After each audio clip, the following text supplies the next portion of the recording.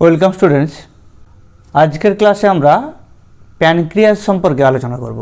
Pancreas বা অগ্নাশয়। Pancreas আমাদের উদরগহ্বরে ঠিক পাকস্থলীর ঠিক তলার দিকে অবস্থান করে। যদি স্টমাকটা এখানে এই পজিশনে হয়, স্টমাকটা তার ঠিক নিচের দিকে অবস্থান করছে এই প্যানক্রিয়াস।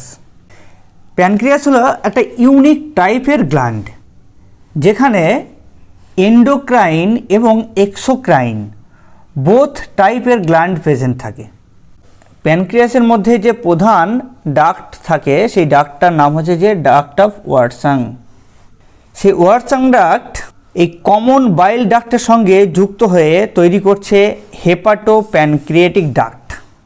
এই হেপাটো প্যানক্রিয়েটিক ডাক্ট আবার এখানে একটা অ্যাম্পুলা রয়েছে, অ্যাম্পুলা ভাটার। সেই অ্যাম্পুলা ভাটারের মাধ্যমে উন্মুক্ত হচ্ছে ডিওডিনাম পার্টে। এখানে আমরা দেখতে পাচ্ছি দুটো গার্ডারের মতো গঠন। এই গার্ডার দুটোর নাম আগের দিন ক্লাসে আমরা আলোচনা করেছি। এটা হচ্ছে স্ফিংটার অফ বয়ডেন, এটা স্ফিংটার অফ ওডি।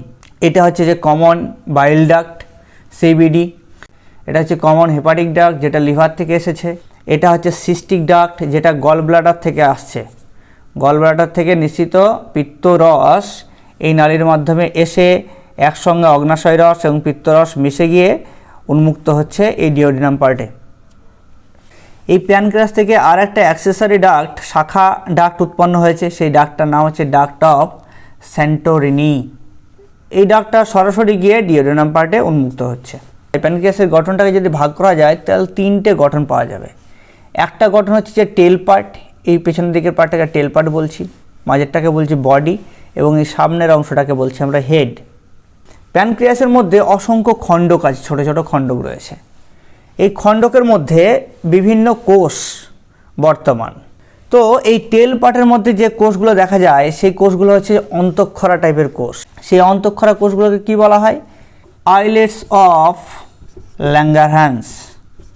বিজ্ঞানী ল্যাঙ্গারহ্যান্সের নাম অনুসারে এই যে দ্বীপপুঞ্জের মতো গঠন, এই গঠনগুলোকে বলা হচ্ছে যে আইলেটস অফ ল্যাঙ্গারহ্যান্স।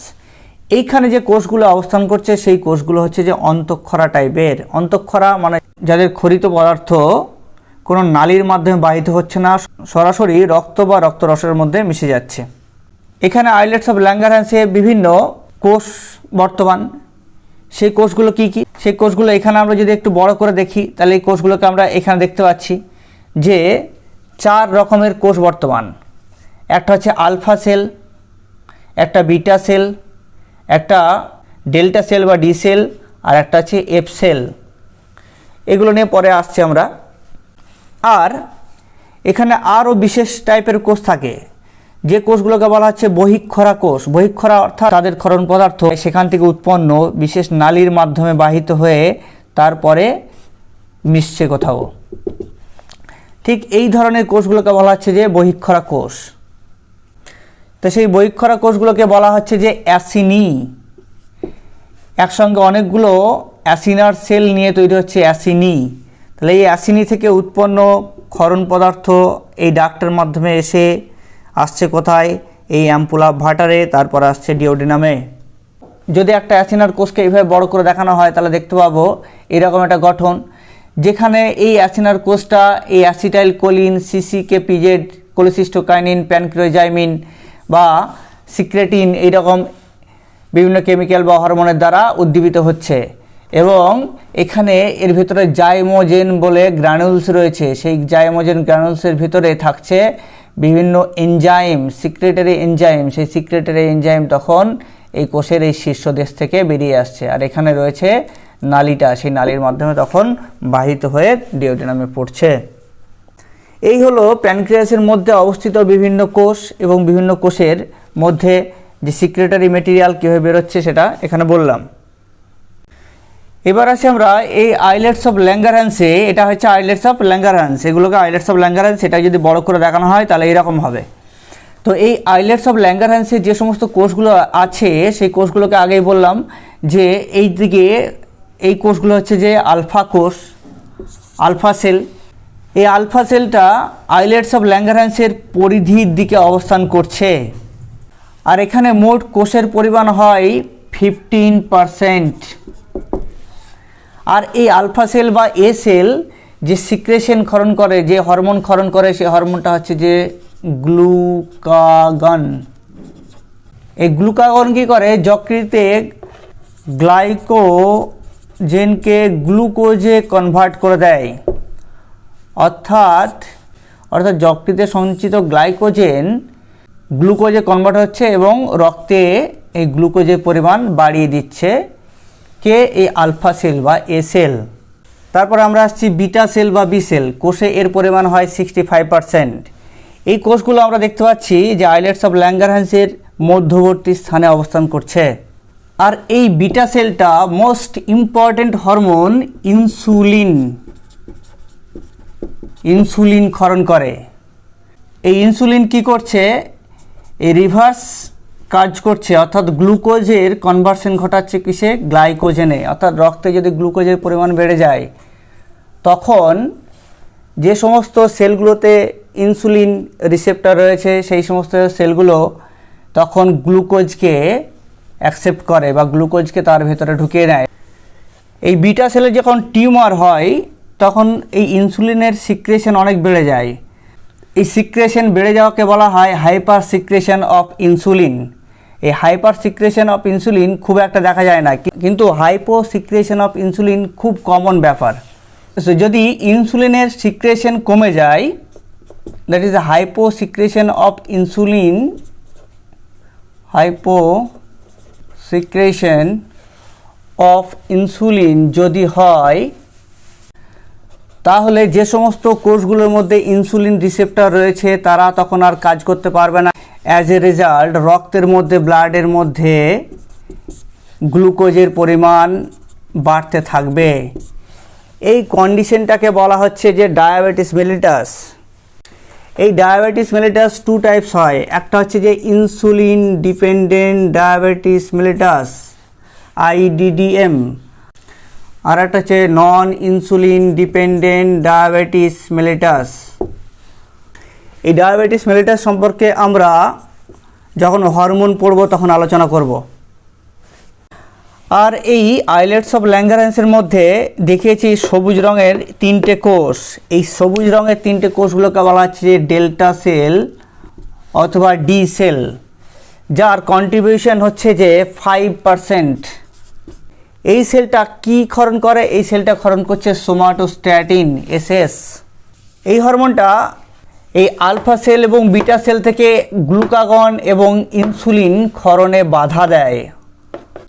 লাস্ট আমরা আসছি আর এক টাইপের সেল, যেটাকে বলা হচ্ছে যে এফ সেল। এই আইলেটস অফ ল্যাঙ্গারহ্যান্সের মধ্যে অবস্থান করছে এই এফ সেল, ব্লু কালারের আমি এখানে দেখিয়েছি। এই এফ সেলগুলোর কন্ট্রিবিউশন হচ্ছে আইলেটস অফ ল্যাঙ্গারহ্যান্সে 15%। আর এই সেলটা কি ক্ষরণ করে, এই সেলটা পিপি, প্যানক্রিয়েটিক পলিপেপটাইড, প্যানক্রিয়েটিক পলিপেপটাইড বলে একটা হরমোন ক্ষরণ করছে। এই প্যানক্রিয়েটিক পলিপেপটাইড কি করছে, এই অগ্নাশয় থেকেই অগ্নাশয় রসকে ক্ষরণে বা অগ্নাশয় রসকে নিঃসরণে বাধা দেয়। তাহলে এখানে আমরা 4 রকমের সেল দেখলাম আইলেটস অফ ল্যাঙ্গারহ্যান্সের মধ্যে, alpha cell, beta cell, delta cell এবং এফ সেল। যাদের আইলেটস অফ ল্যাঙ্গারহ্যান্সে এর কন্ট্রিবিউশন বুঝলাম যে আইলেটস অফ ল্যাঙ্গারহ্যান্সে আলফা সেল থাকে 15%, বিটা সেল থাকে 65%, ডেল্টা সেল থাকে 5% এবং এফ সেল থাকে 15%। এবং সেখান থেকে নিঃসৃত হরমোনগুলোর নাম জানলাম। আলফা সেল থেকে নিঃসৃত হয় গ্লুকাগন, বিটা সেল থেকে ইনসুলিন, ডেল্টা সেল থেকে সোমাটোস্ট্যাটিন এবং এফ সেল থেকে প্যানক্রিয়েটিক পলিপেপটাইড। এই নামগুলো অবশ্যই তোমরা খুব ভালো করে মনে রাখবে। এবার আমরা আসব প্যানক্রিয়েটিক জুসে উপস্থিত বিভিন্ন উপাদানসমূহ সম্পর্কে জানতে।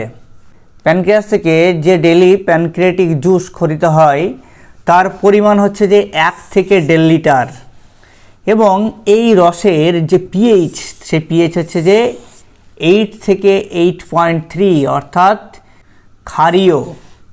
এই প্যানক্রিয়েটিক জুসে যে কম্পোজিশন তার মধ্যে 98.5% হচ্ছে ওয়াটার এবং সলিড মেটেরিয়াল হচ্ছে 1.5%। অনেক বইতে এটা 2%ও থাকে। এই সলিড 1.5%-এর মধ্যে অর্গ্যানিক হচ্ছে যে 0.9% এবং ইনঅর্গ্যানিক হচ্ছে 0.6%।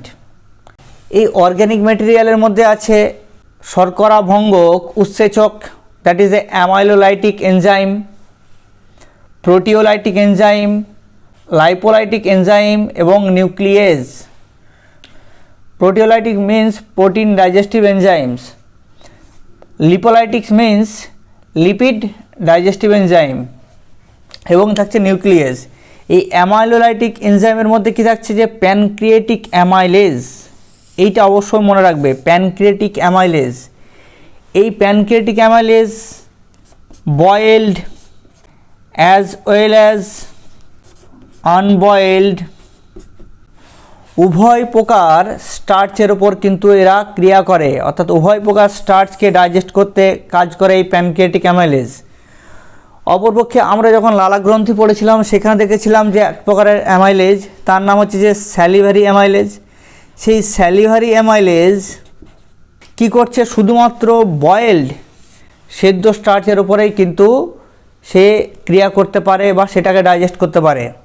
এটার difference between the salivary amylase and pancreatic amylase. এবার আমরা আসবো প্রোটিওলাইটিক এনজাইমস। এই প্রোটিওলাইটিক এনজাইমস কী কী ক্ষরিত হচ্ছে এখানে, ট্রিপসিনোজেন, কাইমোট্রিপসিনোজেন, প্রোকার্বক্সিপেপটাইডেজ। এই এনজাইমগুলো প্রত্যেকেই ইনঅ্যাক্টিভ অর্থাৎ নিষ্ক্রিয় এনজাইম রূপে প্যানক্রিয়াস থেকে নিঃসৃত হয়। এই নিষ্ক্রিয় ট্রিপসিনোজেন কনভার্ট হয় অ্যাক্টিভ ট্রিপসিনে। সেই অ্যাক্টিভ ট্রিপসিন কিসের ওপর ক্রিয়া করে, প্রোটিন এবং পেপটনের ওপর ক্রিয়া করে এবং সেখান থেকে উৎপন্ন করে পলিপেপটাইড এবং অ্যামাইনো অ্যাসিড। তাহলে এখান থেকে বুঝতে পারলাম যে ট্রিপসিনোজেন একটা নিষ্ক্রিয় এনজাইম যেটা প্যানক্রিয়াসের অ্যাসিনাস সেল থেকে উৎপন্ন হচ্ছে, দিয়ে সেটা ট্রিপসিনে কনভার্ট হচ্ছে।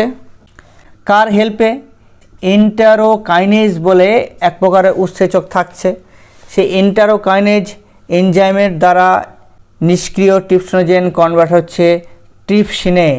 এই ট্রিপসিন হলো প্রোটিন পরিপাককারী এনজাইম যা প্রোটিন বা পেপটনকে কনভার্ট করছে পলিপেপটাইড এবং অ্যামাইনো অ্যাসিডে। সেরকম এই কাইমোট্রিপসিনোজেনও হচ্ছে যে নিষ্ক্রিয় এনজাইম যে অ্যাসিনাস সেল থেকে উৎপন্ন হচ্ছে এবং আসছে কোথায়, অন্ত্রে। অন্ত্রে তখন ট্রিপসিন তৈরি হয়ে গেছে, সেই ট্রিপসিন এই কাইমোট্রিপসিনোজেনের ওপর ক্রিয়া করছে এবং তৈরি করছে কাইমোট্রিপসিন। তাহলে এটা হচ্ছে যে অ্যাক্টিভ এনজাইম, এটা হচ্ছে যে ইনঅ্যাক্টিভ এনজাইম। কাইমোট্রিপসিনোজেন হচ্ছে যে ইনঅ্যাক্টিভ এনজাইম যেটা ট্রিপসিনের দ্বারা কনভার্ট হচ্ছে অ্যাক্টিভ কাইমোট্রিপসিন এনজাইমে। এই অ্যাক্টিভ কাইমোট্রিপসিন দুগ্ধ প্রোটিন কেসিনকে ক্যালসিয়াম প্যারাকেসিনেটে পরিণত করে। ক্যালসিয়াম প্যারাকেসিনেট হলো যে ছানা যা হজম করতে সুবিধা হয়। তো এই কাইমোট্রিপসিন খুব ইম্পর্টেন্ট একটা এনজাইম যা দুধ বা দুগ্ধ প্রোটিন, সেই দুগ্ধ প্রোটিনকে ক্যালসিয়াম প্যারাকেসিনেট বা ছানায় পরিণত করছে। আর আসছে এই প্রোকার্বক্সিপেপটাইডেজ, এটাও একটা ইনঅ্যাক্টিভ প্রো এনজাইম। এটা থাকছে অগ্নাশয় রসে, সেই অগ্নাশয় রস আসছে কোথায়, ইন্টেস্টাইনে। ইন্টেস্টাইনে উপস্থিত থাকছে কি, ট্রিপসিন। সেই ট্রিপসিনের সাহায্যে এটা পরিণত হচ্ছে অ্যাক্টিভ কার্বক্সিপেপটাইডেজে। এই কার্বক্সিপেপটাইডেজ কি করছে, যে দীর্ঘ পলিপেপটাইডের উপর ক্রিয়া করে এবং তার হাইড্রোলাইসিস ঘটানোর মাধ্যমে এটা অ্যামাইনো অ্যাসিড ফর্ম করছে। তাহলে এখানে আমরা প্রোটিওলাইটিক যে সমস্ত এনজাইম প্যানক্রিয়াস থেকে নিঃসৃত হয় সেই সমস্ত এনজাইমের কাজ খুব সুন্দরভাবে জানতে পারলাম। এবার আমরা আসছি লাইপোলাইটিক এনজাইম। এই লাইপোলাইটিক এনজাইম কি থাকছে এখানে, ফসফোলাইপেজ এবং প্যানক্রিয়েটিক লাইপেজ। এই ফসফোলাইপেজ এবং প্যানক্রিয়েটিক লাইপেজ ফ্যাটের উপরে ক্রিয়া করে, যে ফ্যাটগুলো হচ্ছে যে বাইল দ্বারা ইমালসিফাইড অবদ্রব্যে পরিণত হয়েছে, সেই ফ্যাটের উপর ক্রিয়া করছে এবং সেখান থেকে ফ্যাটি অ্যাসিড এবং গ্লিসারল উৎপন্ন করছে। তাহলে ফ্যাটের উপর ক্রিয়া করে ফ্যাটি অ্যাসিড এবং গ্লিসারল উৎপন্ন করছে এই সমস্ত লাইপোলাইটিক এনজাইম সমূহ। আর প্যানক্রিয়েটিক জুসের লাস্ট থাকছে নিউক্লিয়েজ, ডিএনএস এবং আরএনএস। এরা ডিএনএ এবং আরএনএর উপরে ক্রিয়া করে এবং নির্দিষ্ট হাইড্রোলাইসিস ঘটায়। আর থাকছে ইনঅর্গানিক সাবস্ট্যান্স। এই ইনঅর্গানিক মেটেরিয়ালগুলোর মধ্যে কি থাকছে, sodium ion, potassium ion, calcium ion, magnesium ion, bicarbonate ion, chloride ion এবং সালফেট। এই হলো প্যানক্রিয়াটিক জুসের মধ্যে যে সমস্ত উপাদানগুলো রয়েছে সেগুলোর বর্ণনা। প্যানক্রিয়াস পড়ার সঙ্গে সঙ্গে দুটো মেডিকেল টার্ম আমরা জানবো, একটা হচ্ছে স্টিটোরিয়া আর একটা কিটোরিয়া। এই স্টিটোরিয়া কি? প্রত্যেক দিন মলের মধ্যে নর্মালি ফিকাল ফ্যাট কন্টেন্ট থাকে 4 থেকে 7 গ্রাম পার ডে, অর্থাৎ মলের মধ্যে যে ফ্যাটের পরিমাণ থাকা দরকার প্রত্যেক দিন 4 থেকে 7 গ্রাম, কিন্তু যদি এই ফ্যাটের পরিমাণ বেড়ে যায়, ইনক্রিজ হয়ে যায়, আর সেটা প্রায় 40 গ্রামের ওপরে চলে যায়, তখন যে কন্ডিশনটা হয় সেই কন্ডিশনটার মেডিকেল টার্ম হচ্ছে যে স্টিটোরিয়া। এটা হলো এক ধরনের ক্রনিক প্যানক্রিয়াটাইটিস, যেক্ষেত্রে কি যে স্টুলের মধ্যে বা ফিকাল যে ফ্যাট তার পরিমাণ কিন্তু অনেকটা বেড়ে যাচ্ছে। কি হচ্ছে? যে ফ্যাটের ডাইজেশনটা হচ্ছে না। অর্থাৎ ফ্যাটের ডাইজেশন কী জন্য হচ্ছে না? যে প্যানক্রিয়াটিক লাইপেজ, সেই প্যানক্রিয়াটিক লাইপেজ ফ্যাটের উপর ক্রিয়া করতে পারছে না। তার কারণ হচ্ছে যে বাইল জুস ঠিকঠাক পরিমাণে আসতে পারছে না। কী কারণে? যদি কোনো রকম ইনফেকশন হয় বাইল ডাক্টে, সেখানে তাহলে বাইল জুস আসতে পারবে না। বাইল ডাক্টে যদি স্টোন হয় বা গল ব্লাডারের মধ্যে স্টোন হয়, সেক্ষেত্রে কিন্তু এই ধরনের প্রবলেম তখন শুরু হতে থাকে। যদি এই প্রবলেম যদি দীর্ঘদিন ধরে চলতে থাকে, তাহলে সেটাকে বলা হচ্ছে যে ক্রনিক প্যানক্রিয়াটাইটিস, এবং সেটা লাইফ থ্রেটেনিং প্রবলেম, তাতে মৃত্যুর মুখেও মানুষ পড়তে পারে। এই কিটোরিয়া মিন্স যখন প্রোটিনের পরিমাণ স্টুলের মধ্যে বেড়ে যায়, অর্থাৎ খাবারের মধ্যে আনডাইজেস্টেড প্রোটিন যখন স্টুলে বেড়ে যাবে, তখন তাকে বলা হচ্ছে, সেই প্রবলেমটাকে বলা হচ্ছে কিটোরিয়া। কেন হয়?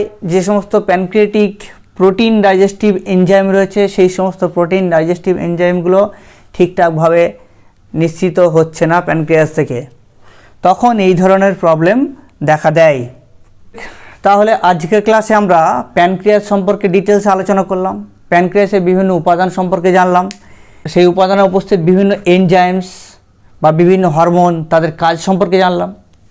অগ্ন্যাশয়ের যে হিস্টোলজিক্যাল স্ট্রাকচার, সেখানে যে সমস্ত নামগুলো আমি মার্ক করেছিলাম, সেই নামগুলো অবশ্যই তোমাদেরকে মনে রাখতে হবে। ওকে, তাহলে আজকের ক্লাস আমাদের এখানে শেষ হলো।